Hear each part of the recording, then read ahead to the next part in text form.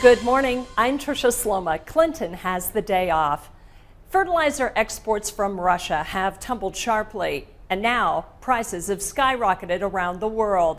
Supply chain issues meant that fertilizer prices were already high before the Russian invasion of Ukraine, and now it's estimated to cost about 3 to 4 times more than in 2020. The Green Markets North America Fertilizer Price Index hitting another record on Friday, topping the previous week's record by $22. It now costs more than $1,270 a short ton. Right now, prices are estimated to be about 40% higher than just a month ago. The shortages caused by the invasion are forecasted to impact global ag markets, with farmers predicting reduced yields and smaller harvests, which will hit developing countries hard. With some fertilizer supplies apparently stuck in Russia, some farmers are contemplating switching to crops that require fewer nutrients. Farm Journal's Tyne Morgan talked with producers in Canada who are trying to get things locked in. Farmers in Ontario, Canada. I have everything I need locked in, yeah, so we're okay. Same with the fertilizer, we're all set that way. Are facing some of the same challenges as those in the U.S. are battling this spring, with big questions about fertilizer. It's going to be a concern, and it's going to be mainly about the price more than the supply, I think. But even supply isn't a guarantee unless you have it already on your farm.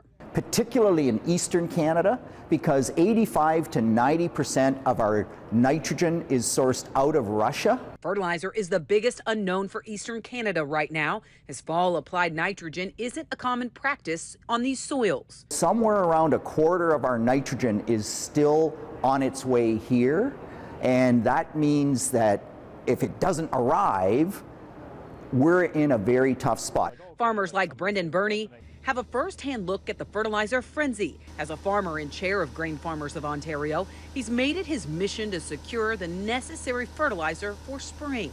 We've been able to work with the provincial government to kind of escalate it a little bit, because we had some boats that were close to Canadian waters, but we weren't sure they were going to actually get their paperwork to get unloaded.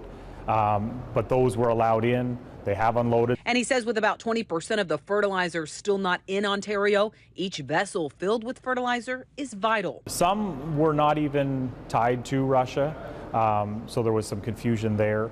The crisis in Ukraine and sanctions on Russia is causing shipping concerns for vessels already at sea.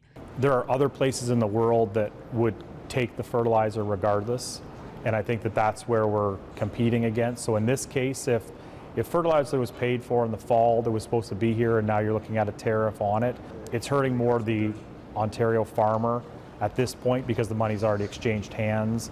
The fertilizer bet is one that could shift some acres in Ontario. I know that there was to be a boatload of MAP coming from Russia into Ontario this spring.